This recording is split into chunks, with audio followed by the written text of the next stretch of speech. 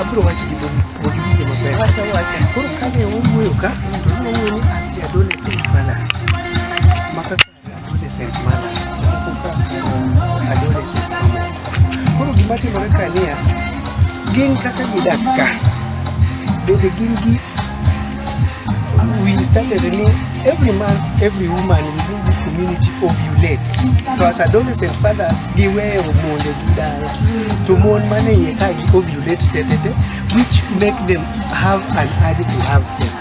As the adolescent fathers, do they observe this? To nyeni no wacho nango. Wacho niya.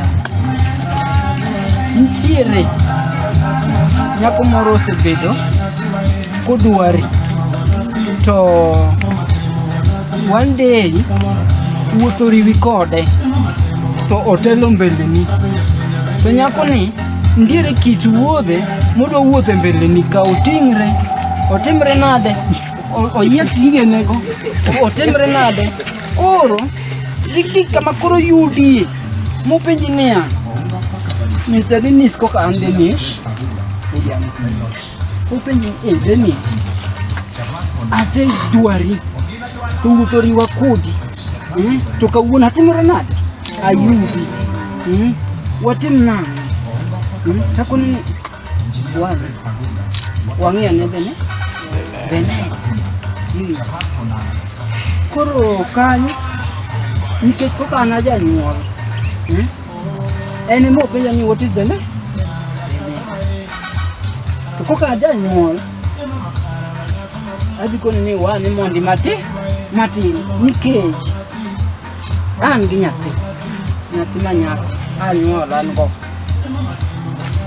to koro ka adwa timo gima kama kata ng'ato none madwa timo ne nyathina kamae ang'o madwa be par kata ang'o ma adwa winjo in my heart. Ok dhi donjo na kata mami kapod owuoyo kane owuoyo nyinga nowacho niya embe gigo neno tetete to en gi stopa nicha ni wacho nade Malit I'm called for young stopa mana wuoye na ng'ise niya as per this moment okanyal timo gima chalo kama nikech akine ka janyuol nyathi an go anyuol manyako koro in any case ni ng'ato ne timo ne nyathini kama ere giminyalo winjo chunyi lit anyal an kan awinjo chunyi nikech one samoro ne an gi tuo moro denda mopong' to kaka jachien iwacho ni jarete adia ibedo kode ayayora kode tamode alanyolo iye tuo kase miye tuo nyathi nyako dhako no kase miye tuo to kora miye problem kako dhi timo gini onge no koro mana kede problem jonyuol benda kede problem okete problem to in ne wacho niya ionge stopa nyiso kaka ionge stopa cha gi kako dwa dhi e lodging mantie around kai stopa adi mutu sate osenyelo kabang'eno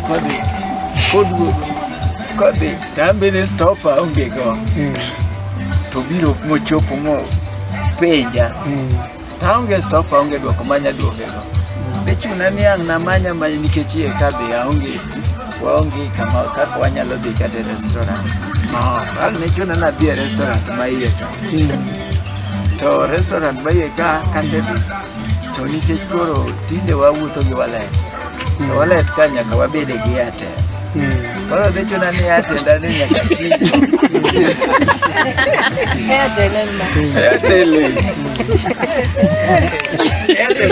ndani nyaka na baki go manda iye nikech aonge stop. So briefly, Waziri, we were just evaluating what is their knowledge, attitude and practice, cut protection and all those other things. But then, how sensitive are they as young parents? So how would a parent feel and then number two, mapodok giwacho jomokono ni wache. Those young parents manyiri gin monde jomoko. and they are here. To kagin ka to gin mode jomoko kana gin jomoko.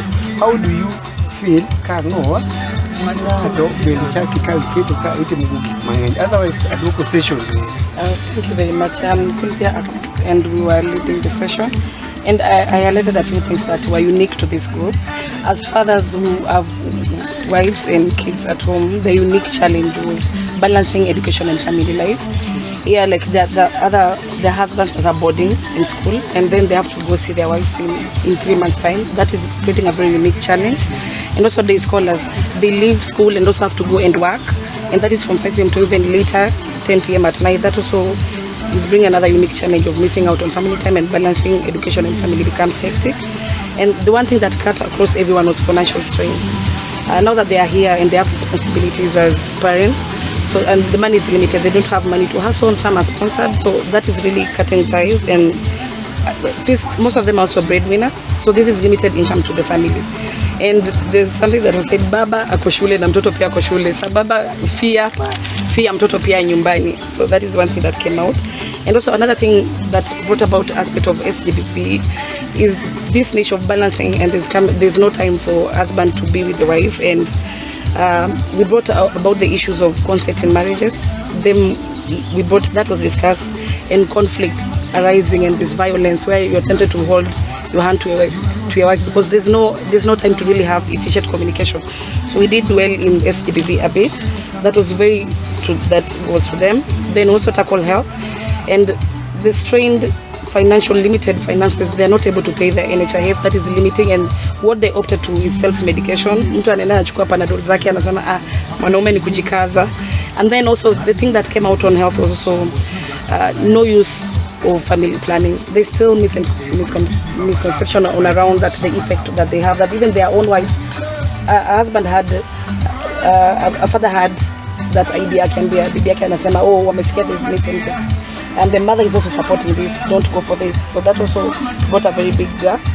And we also had a case that has now been taken up and referred to the children's office. There is a young father that was left with a 2-month-old kid that amekuwa akimshughulikia sasa kwa 4 months, na ana balance, ikifika clinic days ana skip shule anapeleka mtoto.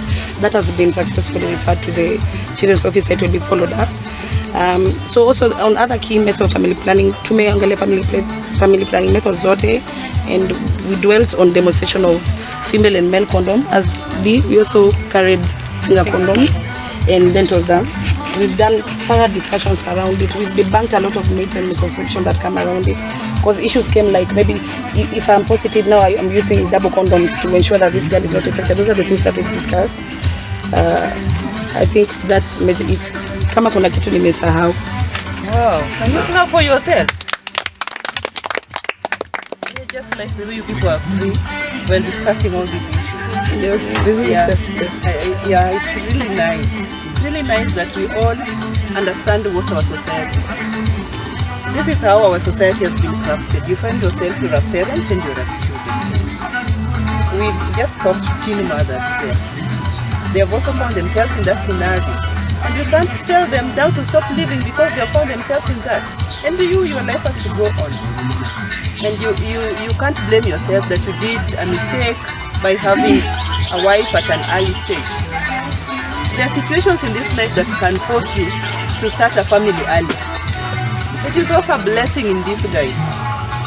Yeah, because me, I remember my age mate that got married earlier than me. Their children are doing their masters. Some are even working. Yes. Me, my child has not even joined the university. Just joining this year. So it is also a blessing in disguise. The time you're finishing your school here, your young girl will be joining class 1, for example. Maybe your age mate will still be searching for a wife. So it's a tough time, yes, I understand. It comes with a lot of difficulties and challenges, both economically and socially. But you found yourself in it.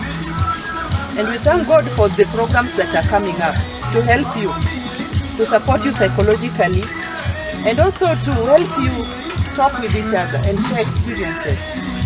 We are not doing this in vain. This is a learning session for you. If he has got a stopper, and he doesn't have a stopper. For example, you all will learn what is the advantage of having a stopper and what is the disadvantage. And the disadvantages we've shared. We've also shared the advantages. Life is about choices, but as we advise you to choose positively so that you can prevent infections, you help us fight the triple threat, and you also take care of your family and somebody else's family. Yeah, we are praying for a moral society. That is why we are here. Otherwise, may I just love you the way you are. If you are my son, I would love that grandchild.